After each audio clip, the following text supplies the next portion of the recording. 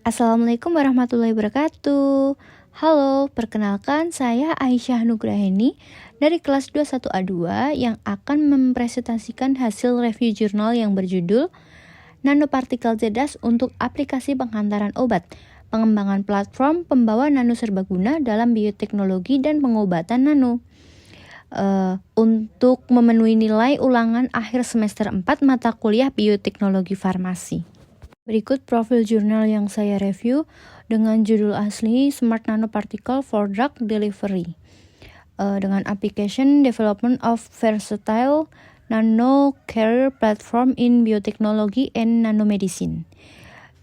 Dari penulisnya Domenico Lombardo, Mikhail A. Kiselev, and Maria Teresa Kakamu, yang dipublikasi Journal of Nanomaterial pada tahun 2019.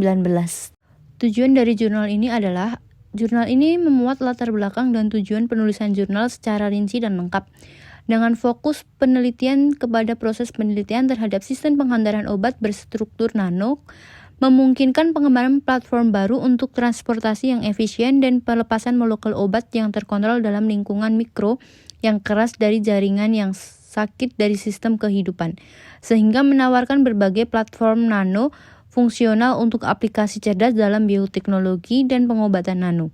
Artikel ini atau jurnal ini menyoroti kemajuan terkini dari nanokarir pintar yang terdiri dari bahan organik, termasuk misel dan vesicle polimerik, liposom, dendrium, dan hidrogel, dan anorganik termasuk titik kuantum emas dan nanopartikel silika mesopori. Selanjutnya ada pembahasan dari isi jurnalnya. Yang pertama, nanocarrier untuk pengiriman obat. Dia properti dasar ya. Sistem penghantaran obat konvensional dari agen kemoterapi menghadirkan sejumlah masalah kritis terkait dengan toksisitas yang sensitif, spesifikasi yang buruk, dan induksi resistensi obat yang secara intensif menurunkan efisiensi terapeutik dari banyak sistem obat. Platform berbasis nanocarrier adalah sistem khusus untuk pengangkutan obat aktif kemoterapi yang terdiri dari partikel nanokoloid dengan ukuran submikron. Biasanya kurang dari 500 nanomikro. Umumnya ditandai dengan rasio luas permukaan terhadap volume yang tinggi. Prototip berstruktur nano ini telah memungkinkan penghantaran obat aktif termasuk anti kanker yang efektif ke dalam jaringan yang sakit. Tujuan keseluruhan dari pekerjaan nanocarrier dalam aplikasi pengiriman obat adalah untuk mengobati penyakit secara efektif dengan efek samping yang minimal, sehingga bertujuan untuk meningkatkan sensitif dari hasil terapi dengan mengeksploitasi atau patofisiologi lingkungan mikro jaringan yang sakit. Sistem berstruktur nano pintar modern dapat secara luas dibagi menjadi nanocarrier organik dan anorganik. Dapat dilihat pada gambar tersebut. Sementara sifat fisikokimianya dapat disesuaikan dengan mengubah komposisinya, organik, anorganik atau hibrid, dimensi, ukuran kecil atau ukuran besar, bentuk, bola, batang, struktur, bercabang, multilamelar atau berlapis-lapis, dan sifat permukaan, gugus fungsi, muatan, permukaan, PEG, elation, proses pelapisan atau pelekatan ikatan mol penargetan. Sementara sejumlah platform berbasis nanocarrier telah disetujui untuk pengobatan berbagai penyakit termasuk tumor, banyak lainnya berada dalam fase uji klinis yang berbeda. Yang kedua, nanocarrier berbasis organik dan polimer. Nanocarrier organik adalah nanomaterial berbasis karbon yang umumnya ditandai dengan biokompatibilitas tinggi dan peningkatan kapasitas bermuatan obat.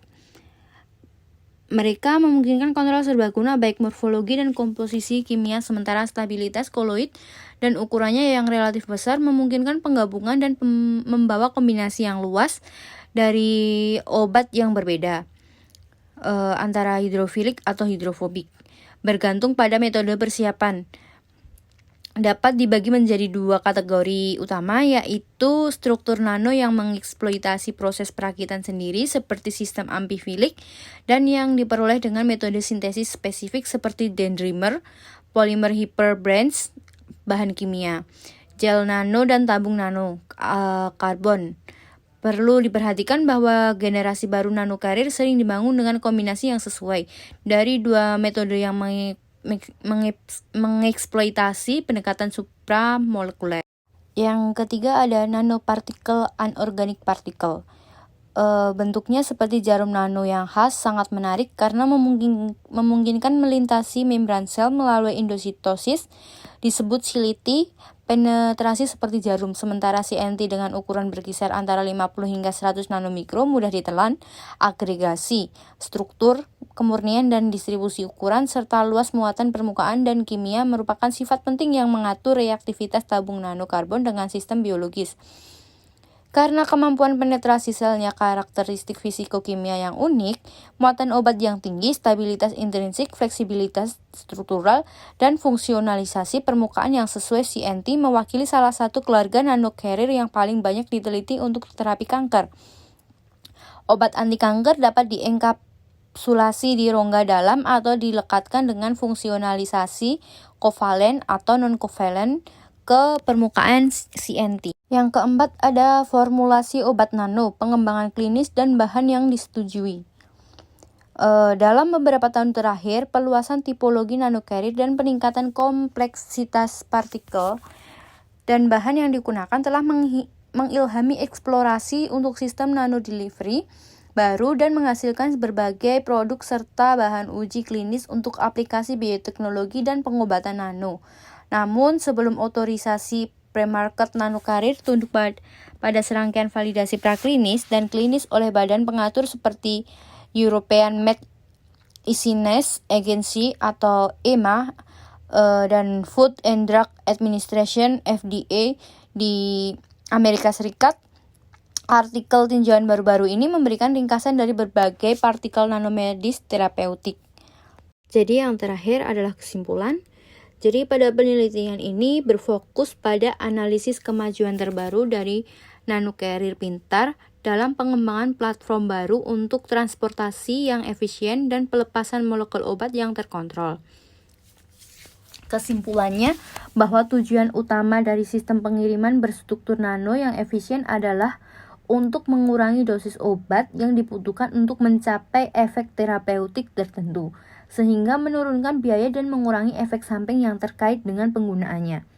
Dua kategori utama bahan berstruktur nanoorganik dan anorganik yang banyak digunakan dalam proses penghantaran obat menghadirkan berbagai sifat komplementer dan sinergis yang dapat dieksploitasi secara menguntungkan.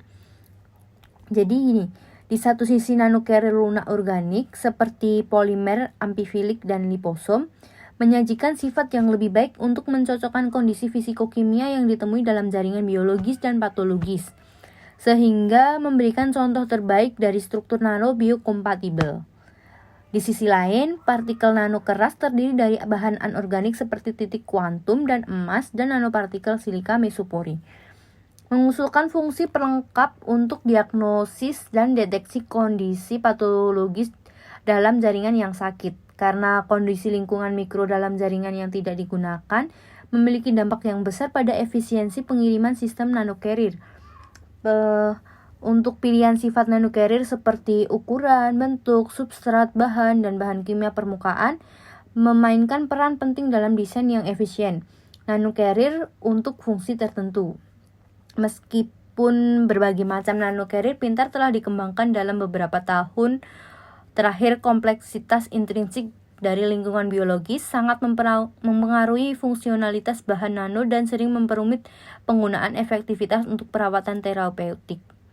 Meskipun nanomedis ini menunjukkan kinerja yang baik terhadap penyakit tertentu, sifatnya tetap kelemahan terutama terkait dengan penyerapan terbatas dan permintaan injeksi yang sering untuk pasien tidak dapat diabaikan.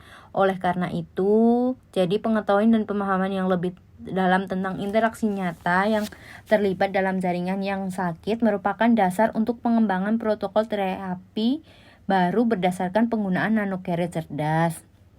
Kesulitan untuk memprediksi perilaku dan respon dari nanocarrier selama proses pengiriman drug dihubungkan dengan kesulitan untuk sepenuhnya menggambarkan dan memodelkan proses struktural dan dinamis yang kompleks yang terlibat dalam sistem biologis. Mungkin Itu yang dapat saya sampaikan. Berikut daftar pustaka yang saya ambil untuk mereview jurnal tersebut. Kurang lebihnya saya mohon maaf. Billahi taufik walhidayah. Wassalamualaikum warahmatullahi wabarakatuh. Dadah.